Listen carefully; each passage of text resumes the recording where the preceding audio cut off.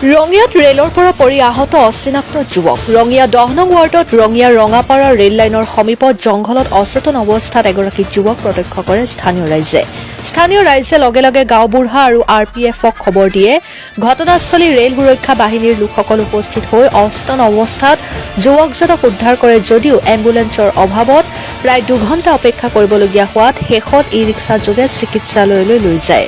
স্থানীয় ৰাইজে সন্দেহ কৰা মতে পুৱতি নিশাৰ পৰা ৰঙিয়া ৰঙাপাৰা তথা উত্তৰ অসমৰ পৰা কেইবাখনো ৰেল অহা যোৱা কৰে। তাৰ ভিতৰত কোনোবা এখন ৰেলৰ পৰাই যুৱকজন দুৰ্ঘটনাবশতঃ ৰেলৰ পৰা পৰি যায় বুলি সন্দেহ কৰে।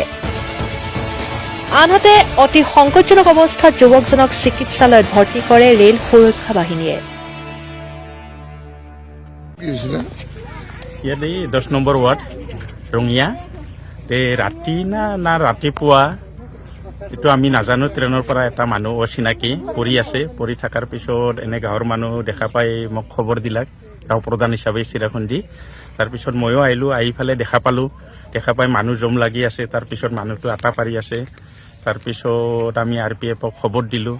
তাৰপিছত RPFে ফোন ফাৰ্ষ্টত ৰিচিভ কৰা নাছিল। তাৰপিছত ৰিচিভ কৰাৰ পিছত 108 ফোন কৰিব দিলোঁ। তাৰপিছত ময়ো 108 বহুতবাৰ ফোন কৰিছি। তাৰপিছত পাব্লিকেও কৰিছি, কিন্তু 108 কোনো ৰেছপন্স দিয়া নাই।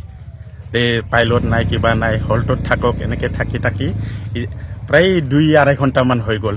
108 নাপালোঁ। তাৰপিছত RPF গীতা ক'লা কি এনেকৈ বেটেৰী গাড়ী আনিল। বেটেৰী গাড়ীত এনেকৈ উঠাই দি এতিয়া মেডিকেললৈ মানুহজন ক'ৰ আছে এইটো মানুহ চিনি পোৱা নাই। এনেকৈ কথাও ক'ব পৰা নাই মানুহটো। সংকটজনক অৱস্থা আৰু মানুহটো এতিয়া এইখিনিয়ে।